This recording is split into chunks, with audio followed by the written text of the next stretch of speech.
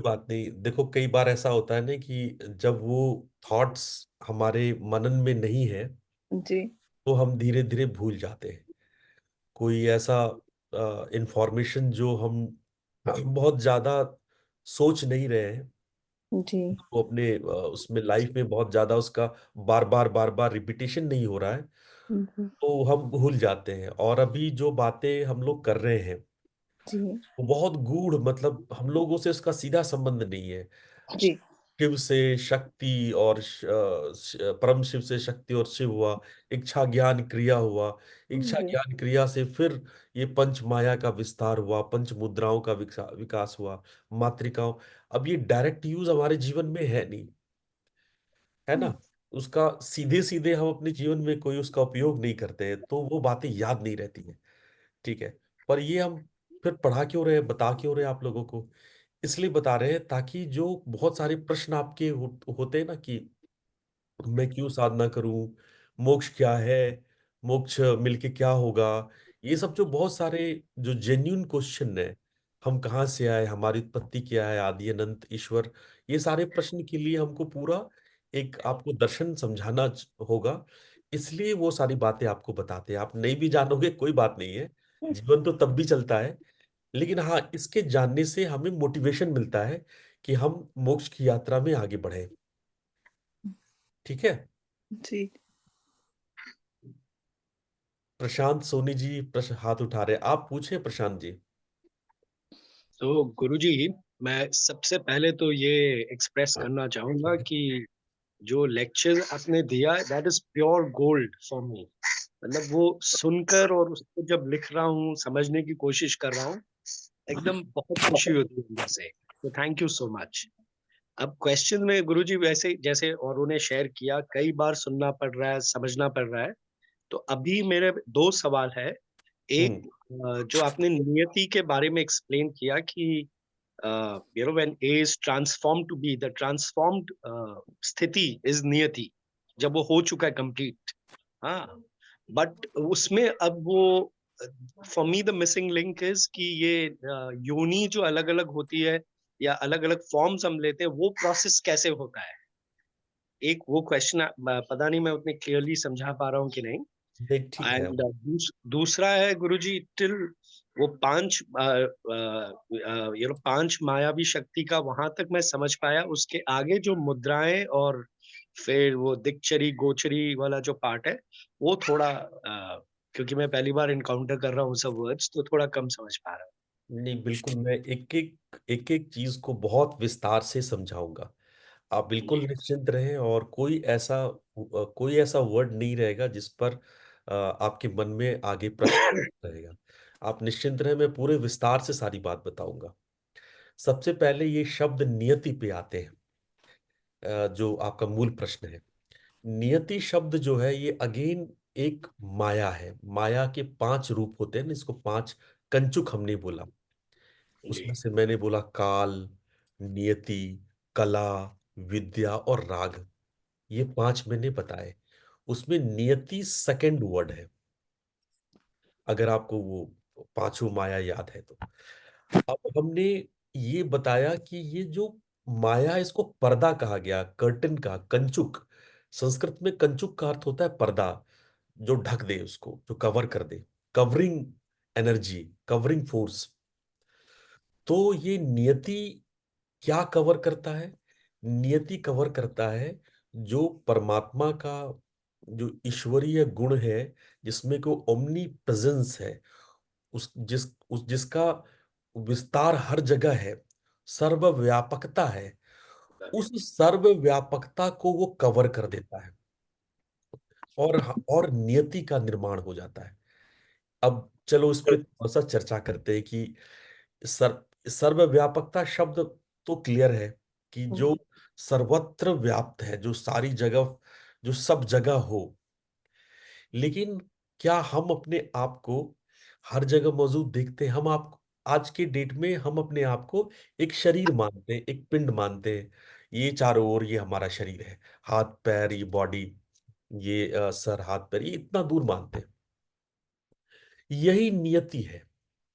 जब हम संपूर्ण ब्रह्मांड को अपने आप को ना मान करके, और जब हम अपने आप को एक तुच्छ शरीर या पिंड मान लिए और एक लिमिटेड जगह को व्याप्त किए, पूरे कॉस्मोस को नहीं, एक छोटे से जगह को घेर रहे हैं, और उसको हम कह रहे हैं कि ये मेरा अस्तित्व है। यही नियति है। सबकी नियति अलग अलग है, कर्मों के आधार पे अलग अलग हो गई। स्टार्टिंग में सबकी एक थी। स्टार्टिंग में जब ग्रह नक्षत्र बने होंगे, तारे बने होंगे, तो यूनिफॉर्मिटी रही होगी, लेकिन उनके अलग अलग फंक्शंस की वजह से, उनके अंदर के अलग अलग स्पंदन की वजह से, ये नियति सबके लिए धीरे धीरे अलग होती चली गई। जैसे हम लोग कहते हैं कि हमने जो कर्म किया, वो कर्म क्या होता है, कर्माशय में जमा हो जाता है, और वो वही धीरे धीरे धीरे कर्माशय बड़ा होता चला जाता है, और उन्हीं कर्माशयों से हमको फिर ये प्रारब्ध मिलता है, हमको ये नियति मिलती है, ये शरीर मिलती है। किसी को जानवर का शरीर मिलता है, किसी को पेड़ पौधों का मिलता है, किसी को वृक्ष पहाड़ नदियों का मिलता है, किसी को पंछियों का, मछलियों का मिलता है। सबको नियति उसके कर्म के आधार पे मिलता है। अब आप ये प्रश्न पूछ लो कि ऐसे कैसे हो गया भाई। इसीलिए ऐसा नहीं हुआ कि सृष्टि अपने आप मछली और सब पैदा हो गए। यहाँ पे डार्विन थोड़ा थोड़ा हम लोग के क्लोज हैं। वो कहेंगे कि नहीं, पहले एल्गस हुआ, ठीक है, फिर प्रोटोजोन हुआ, समुद्र में एल्गस एंड प्रोटोजोन हुआ, और उस एल्गस प्रोटोजोन से एल्गस से प्लांट किंगडम, और प्रोटोन से जो है एनिमल किंगडम डेवलप्ड हुई। तो ऐसा नहीं है कि अचानक से सारी सृष्टि आ गई। वो धीरे धीरे धीरे धीरे एक क्रमिक विकास है। पहले पृथ्वी भी आग का गोला था, सूर्य से निकला हुआ था, इसीलिए हम लोग सूर्य पुत्र हैं, क्योंकि हम लोग सूर्य से निकले हुए हैं। और हम लोग की पृथ्वी पहले आग का गोला था। फिर धीरे धीरे, ये तो विज्ञान भी मानता है, ये वेदों में भी यही लाइन है, वेदों में भी यही कहा गया है। और धीरे धीरे धीरे धीरे धीरे ये आग का गोला ठंडा हुआ, बारिशें हुई, बहुत बारिशें हुई, पूरा समुद्र बना, समुद्र से पृथ्वी निकल के आई, पृथ्वी निकल के आई, उसमें से फिर एल्गस एंड प्रोटोजो डेवलप हुआ, फिर पूरे एनिमल किंगडम, प्लांट किंगडम हुआ। तो ये जो क्रमिक विकास है, ये अलग अलग नियति होती चली गई, अलग अलग जैसे जैसे विकसित होता चला गया, सृष्टि बढ़ती चली गई। उस आधार पे एक मूल प्रश्न यहां पर एक जो छिपा हुआ है, जो आपने नहीं पूछा है, और बहुत लोग पहले भी पूछ चुके हैं, कि ये सृष्टि होती ही क्यों है, क्यों होती है सृष्टि, मतलब परमात्मा ये सृष्टि करते ही क्यों है, क्यों, क्या जरूरत थी करने की। तो देखो, ये शक्ति का लक्षण है। जैसे आग का लक्षण है गर्म करना, ज्योति फैलाना, उसी प्रकार से परम शक्ति, आदि शक्ति का ये लक्षण है सृष्टि करना। वो करेगी ही करेगी, वो आदि और अनंत, अनंत काल से सृष्टि हो रही है, फिर सृष्टि हो रही है, फिर प्रलय हो रहा है, फिर सृष्टि हो रही है, फिर प्रलय हो रहा है, फिर सृष्टि। हम थोड़ा सा टॉपिक से हट के आपको इसलिए बता रहे हैं ताकि थोड़ा कॉन्सेप्ट और क्लियर हो जाए। फिर आप पूछोगे कि गुरुजी, जिसका मोक्ष हो जाता है, क्या उसको भी जन्म लेना पड़ता? हाँ, क्योंकि ये एक सर्किल है, ये एक सर्किल है। लेकिन हाँ, ये है कि मोक्ष जिसको मिल जाता है, वो परम आनंद तत्व में 36 बार जब प्रलय और सृष्टि हो जाती है, पूर्ण प्रलय, पूर्ण सृष्टि 36 बार हो जाती है, तब जाकर के फिर मोक्ष पाया हुआ इंसान फिर से सृष्टि के सर्किल में आ जाता है। तब तक वो विश्राम की हालत में होता है। 36 बार सृष्टि विलय समझते हो? आप अगर 000 लिखोगे ना, तो कई पन्ने भर जाएंगे, इतने इतने ईयर्स होते हैं। तो हर जितने कर्म करते हो, कर्म करने का आपको उसका प्रतिफल मिलता है। ये मूल सिद्धांत है। मोक्ष को प्राप्त करने के लिए आपने कर्म किया। अच्छा, जो कर्म किया वो भी तो एक अनंत कर्म किया, ऐसा तो नहीं है कि आप अनंत समाधि से मोक्ष को पाए। आपने एक लिमिटेड कर्म किया, तो आपकी मोक्ष भी तो लिमिटेड होगी। ठीक है, वो अरबों खरबों, ये तो शब्द कम पड़ गए, नील महाशंख, शंख जो भी हम कह लें, उतने उतने बड़े बड़े ईयर्स के लिए आप परमानंद स्थिति में आए, लेकिन आपके कर्म लिमिटेड हैं, क्योंकि आपका कर्म अनंत नहीं है। और वो फिर आप वापस सृष्टि में आएंगे, वो फिर सर्किल में आप वापस आएंगे। ये सर्किल सत्य है। और भगवान बुद्ध ने यही शब्द बार बार दोहराया कि परिवर्तन सत्य है, परिवर्तन ही सत्य है, कोई स्थायी सत्ता नहीं है, ये परिवर्तन होना ही सत्य है। उन्होंने इस बात का विरोध किया कि जिनको मोक्ष मिल जाता है वो बस अब वो शाश्वत हो गए। वो शाश्वत नहीं होते, वो भी फिर परिवर्तन के दौर पे गुजरेंगे। अरबों खरबों नील संख महासंख ईयर्स के बाद वो फिर से वो उतरेंगे।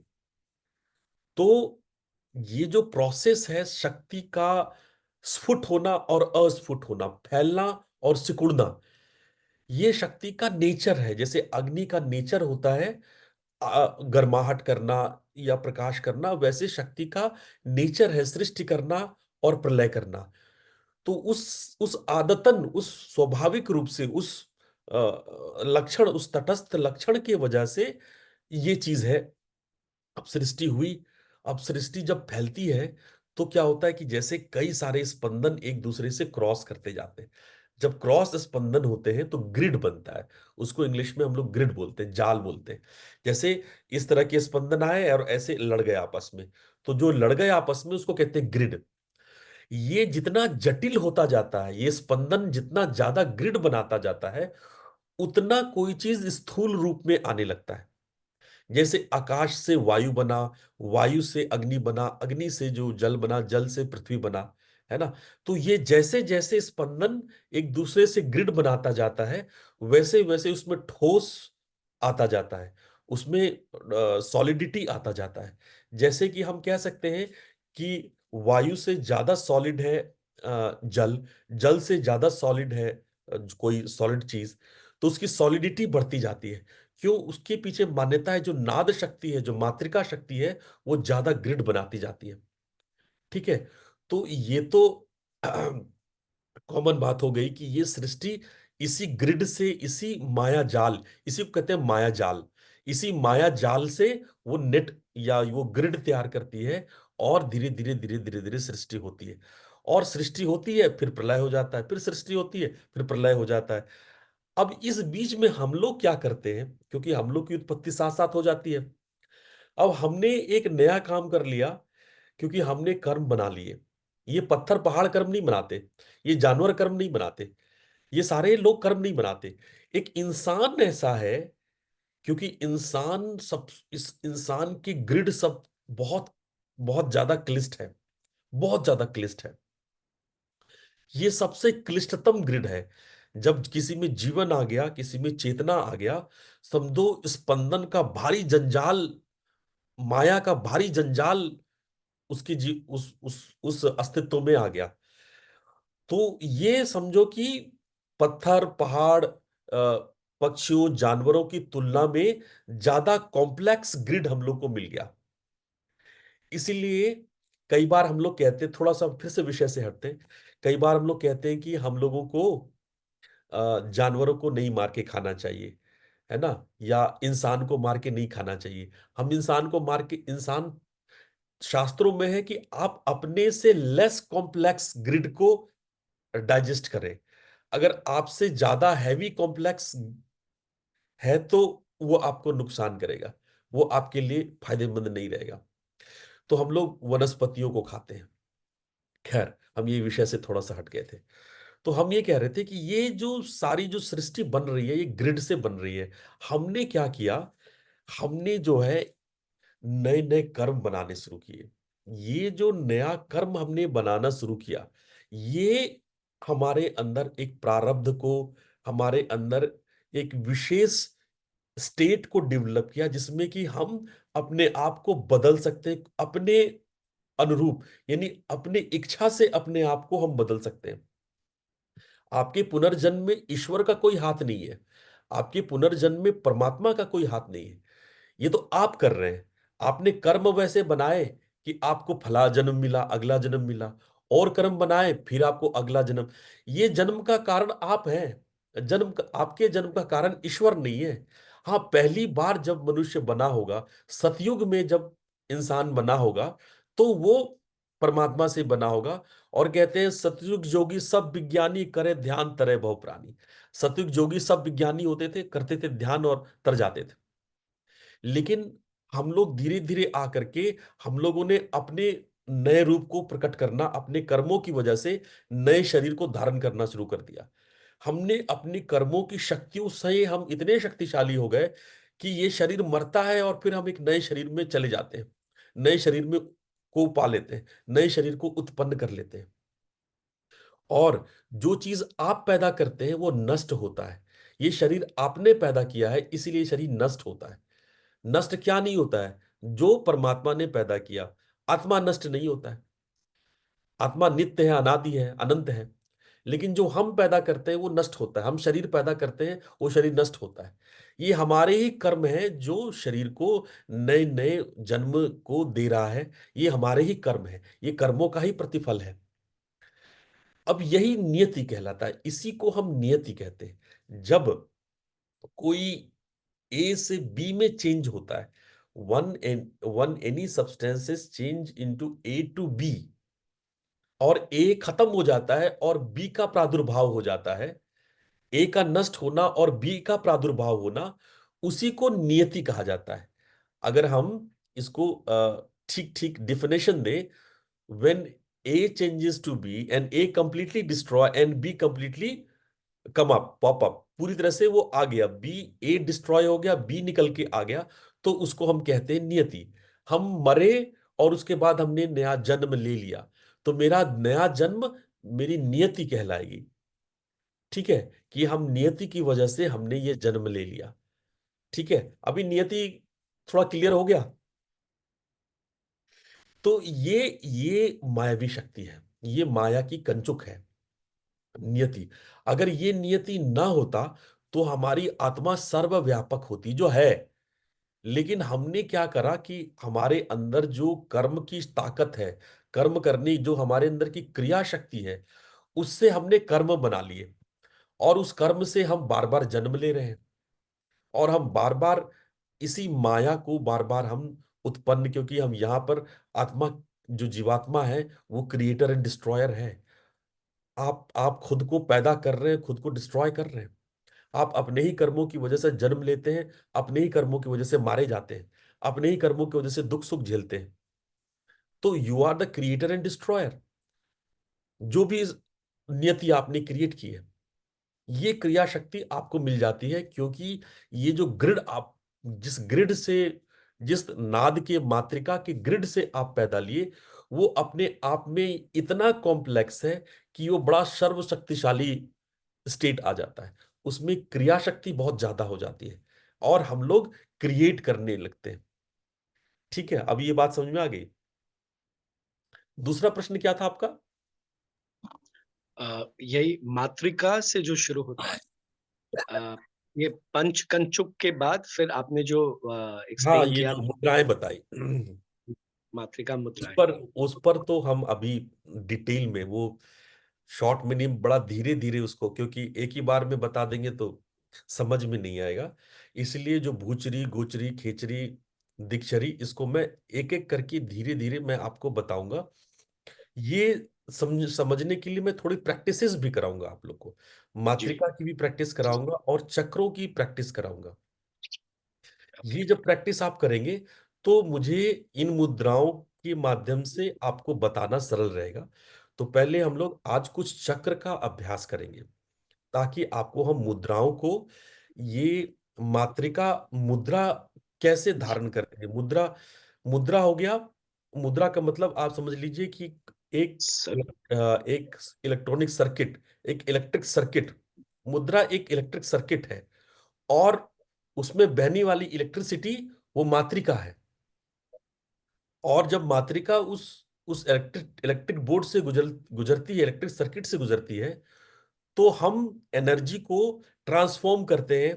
जैसे हम उसी सर्किट से टीवी चला सकते हैं, थर्मोस्टेट यानी एसी चला सकते हैं। उसी एसी से हम काइनेटिक एनर्जी पंखा चला सकते हैं। यानी एनर्जी के को हम कई फॉर्म में ट्रांसफॉर्म करते हैं उन मुद्राओं की वजह से, यानी उन इलेक्ट्रिक सर्किट की वजह से। तो इलेक्ट्रिक सर्किट है ये सारे, जो भूचरी खेचरी गोचरी दिक्चरी, ये है क्या, इलेक्ट्रिक सर्किट्स है। लेकिन उसको थोड़ा सा और डीप में समझने के लिए हम लोग थोड़ा चक्रों को समझते हैं, चक्रों का अभ्यास करते हैं, क्योंकि ये सारे रिलेटेड है चक्र से। चक्र को समझे बिना तत्व समझ में नहीं आएगा और मुद्रा समझ में नहीं आएगी। इसलिए हम पहले उस चार्ट में जो पिछली बार मैंने आपको दिखाया था, उसमें चक्र और तत्व भी है। सारे कंचुक किस चक्र से रिलेटेड है, सारे कंचुक जो है किस तत्व से रिलेट है, ये सब भी मैंने उसमें दिखाया था आप लोग को। अगर आप कहो तो मैं दोबारा दिखा दूं, 1 मिनट में दिखाता हूं दोबारा से।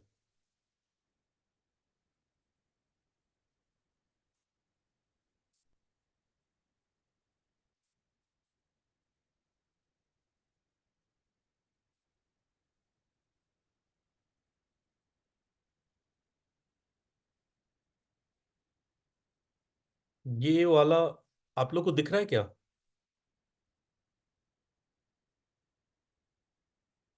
हाँ गुरुजी। जी गुरुजी। हाँ, तो अगर आप लोग देखो, इस चार्ट में मैंने भूचरी दिक्चरी गोचरी खेचरी वामेश्वरी और इसका रिलेशन मैंने मूलाधार स्वादिष्ठान मणिपुर अनाहत विशुद्धि से जोड़ा है, राइट। फिर इसका संबंध काल नियति जो कंचुक है उससे जोड़ा है, और इसका संबंध फिर 5 तत्व है, पृथ्वी जल अग्नि वायु आकाश, और इसका तन्मात्रा से संबंध गंध रस रूप स्पर्श और शब्द, इससे जोड़ा है, राइट। तो हम लोग थोड़ा सा इस भूचरी दिक्चरी गोचरी खेचरी वामेश्वरी इसको समझने के लिए पहले हम लोग मूलाधार स्वादिष्ठान मणिपुर अनाहत विशुद्धि इसको समझेंगे, पृथ्वी और गंध को, यानी कि तन्मात्रा और पंचभूत को समझेंगे, तो हमें ये पूरा चार्ट समझ में आएगा, ठीक है। तो पहले थोड़ा सा प्रैक्टिस करते हैं, क्योंकि देखो ये सारा प्रैक्टिकल नॉलेज है, ये थियरी थियरी नहीं है। इसको आप प्रैक्टिकल करोगे तब जोड़ पाओगे कि हाँ ये कनेक्टेड है, ये हम जो बता रहे हैं उसका एक आपस में कनेक्शन है, ठीक है। अभ्यास शुरू होने से पहले मेरे ख्याल से आप लोग सबको पता है कि इन चक्रों का पोजीशनिंग क्या है। अगर नहीं पता है तो मैं बता देता हूँ एक बार, क्योंकि जब मैं मेडिटेट कराऊंगा तो आप लोग को आंख बंद करके मेडिटेट करना रहेगा। देखो, दो चीज है, एक होता है चक्रम, एक होता है क्षेत्रम। मेरी बात को बड़ा अच्छे से समझना। चक्र होता है और एक होता है क्षेत्र। चक्र मतलब होता है शरीर का जो मूल बिंदु है, जो आपके शरीर के बीचों बीच में जो केंद्र है। आप कहोगे कि गुरुजी ये तो रीढ़ की हड्डी में है, ये तो पीछे है सारे चक्र। नहीं नहीं, आपका जो शरीर है ना, वो एक हाथ चारों ओर फैला हुआ है। अपने एक हाथ चारों ओर जो फैलाओगे ये आपका शरीर है। कई नाड़ियां आपकी बाहर की तरफ फैली है जो आपको दिख नहीं रही है, पर बहुत सारी नाड़ियां हैं जो बाहर बाहर भी है, शरीर के बाहर है, और ये चारों ओर फैला हुआ है जो आपका ऑरा बनाता है। और यदि आपके ऑरा को, एक्चुअली आपका जो शरीर है ना वो सर से लेकर के पेरिनियम तक है। ये जो हाथ और पैर है ना ये लिम्स है, एक्सटेंशन है। मतलब आपकी जो लंबाई होती है ना वो पेरिनियम से लेके यहां तक की लंबाई होती है। ये जो हाथ और पैर हैं ये लिम्स, जैसे कछुआ है ना, कछुआ का बीच का बॉडी देख लो, और वो 4 हाथ पैर निकले हुए हैं, उसी तरह ये आपका बॉडी है। और ये 4 हाथ पैर जो है, लिम्स जो है, वो एक्सटेंशन है, ठीक है। वो जो आपका हाथ है वो अनाहत का एक्सटेंशन है, और जो दोनों पैर है स्वादिष्ठान का एक्सटेंशन है। तो वो एक्सटेंशन है, ठीक है। अब हम आते हैं कि ये चक्र जो है वो बीच में, जो पूरे ऑरा के बीच में ये चक्र है, एकदम बीचों बीच बिल्कुल। और हम लोग उसको अपने शरीर में गेस करते हैं कि नियर अबाउट यहां होगा, ठीक है। जहां पे चक्र होता है वो शरीर के बीचों बीच होता है, और जहां पे चक्र का सबसे ज्यादा असर होता है, इफेक्ट आता है, उसके प्राण जहां सबसे ज्यादा लक्षित या प्रदर्शित होते हैं, उसका इफेक्ट महसूस होता है, उसको बोलते हैं क्षेत्र, ठीक है। यदि चक्र बीज है तो क्षेत्र खेत है, क्षेत्र मतलब खेत, ठीक है। तो जैसे आपका अनाहत चक्र, अनाहत चक्र कहाँ है? आपका अनाहत चक्र हृदय के पीछे, यहाँ पे आपका रीढ़ की हड्डी पे अनाहत चक्र है, लेकिन उसका क्षेत्र क्या होगा, ये आगे सामने फ्रंटल बॉडी। ठीक है, ये जैसे आज्ञा चक्र आपके सर के बीचों बीच है, लेकिन उसका क्षेत्र क्या होगा, भ्रूमध्य होगा। आपका जो विशुद्धि चक्र है वो कंठकूप में है, यहां से पीछे हड्डी की तरफ है, लेकिन क्षेत्र क्या होगा, ये आगे फ्रंटल बॉडी का जो ये आगे का पार्ट है, ये जो स्किन है वो क्षेत्र होगा। तो हमेशा याद रखना, क्षेत्र जो रीढ़ की हड्डी पे है, और जो क्षेत्र है वो फ्रंटल बॉडी में है। केवल दो चक्रों का क्षेत्र नहीं होता है, एक मूलाधार और दूसरा बिंदु। इन दोनों का चक्र और क्षेत्र एक ही होता है, बाकी सबका चक्र और क्षेत्र में एक डिस्टेंस होता है। जैसे पेरिनियम में मूलाधार है और क्षेत्र भी पेरिनियम है, लेकिन स्वादिष्ठान जो है वो रीढ़ की हड्डी का सबसे निचला पार्ट, कॉक्सिक्स बोन, जहां पे पूंछ होती है जानवरों की, हमारे भी कभी पूंछ रही होगी, जो कॉक्सिक्स का सबसे निचला पार्ट है, जो पीछे हमारी हड्डी का सबसे निचला पार्ट जो है वो है स्वादिष्ठान चक्र। लेकिन उसका क्षेत्र क्या है, उसका क्षेत्र आपका जेनाइटल है, उसका क्षेत्र आपका जेनाइटल है। जैसे नाभि क्षेत्र हो गया, नाभि से पीछे जाओ रीढ़ की हड्डी पर, जो नंबर 4 नंबर 5 के बीच में, वो मणिपुर चक्र है, लेकिन उसका क्षेत्र क्या है, उसका क्षेत्र है नेवल। तो नेवल हो गया उसका क्षेत्र। ठीक है, उसी तरह से अनाहत, ये बाहर बाहर का जो त्वचा है, ये जो छाती है आपका, ये क्षेत्र हो गया। और जो रीढ़ की हड्डी पे जो चक्र है वो चक्र हो गया। तो क्षेत्र और चक्र केवल बिंदु और मूलाधार के सेम है, बाकी सबके थोड़े थोड़े डिस्टेंस में होते हैं। तो आज थोड़ा सा इस पर प्रैक्टिस करेंगे तो थोड़ा और समझ में आएगा। तब मैं आगे आपको भूचरी गोचरी दिक्चरी भी बताऊंगा, क्योंकि ये सारे मुद्राएं हैं, इन सारे का संबंध चक्रों से है। तो धीरे धीरे इसको हम लोग समझते हैं और इसके विराट रूप को समझते हैं, क्योंकि जो ही पिंडे सो ब्रह्मांडे, हम उसी मूलाधार, जो मूलाधार जो मूलाधार एटर्निटी है, जो जो एटर्निटी तत्व है, जो ईश्वर का जो नित्यत्व है, वो सदा सदैव है, जो ईश्वर का नित्यत्व है, वही कंचुक से ढक करके काल बन जाता है, टाइम बन जाता है। और वही कंचुक से ढका हुआ काल पृथ्वी तत्व बन जाता है, मूलाधार बन जाता है। हमारे शरीर में जो मूलाधार है वो नित्यत्व का प्रतीक है, नित्यत्व को सिंबलाइज करता है, उसी का अंश है। हमारा जो मूलाधार है वो नित्यत्व का अंश है। इसको थोड़ा सा और जब हम अभी प्रैक्टिस करेंगे तो समझेंगे, ऐसे में बताऊंगा तो आप लोग कंफ्यूज होंगे, है ना। पहले हम थोड़ा सा प्रैक्टिस कर ले, इन चक्रों को थोड़ा जान ले, तो आप लोग को और मजा आएगा। चलिए आप लोग बैठ जाइए किसी भी अ, ध्यान की स्थिति में। I hope you all enjoyed the practice, and by this way I try to let you in a deep of the practice to understand the matrikas and mudras. These chakra awareness will help you to understand the matrika and mudra in a great detail. In few coming classes, like in Thursday 7 o'clock, and again in a Sunday 7 o'clock, we will practice chakra meditation. I will give you 21 types of chakra meditation. This is the first. I will not repeat the same meditation again. So I will give you 21 types of chakra meditation, and you can slowly aware of your chakras, go deep with it, understand the connection of chakra with the tattva, the 5 elements, chakra with the tanmatra, guru pras gandh sabd spars, chakra with the mudra like gochari dikchari, and chakra with the Maya, the 5 Kanchuk of Maya. So in the practice, we go more deeper and deeper every time. So next 1 month or more than that, we will try to let you deep into the chakra practice.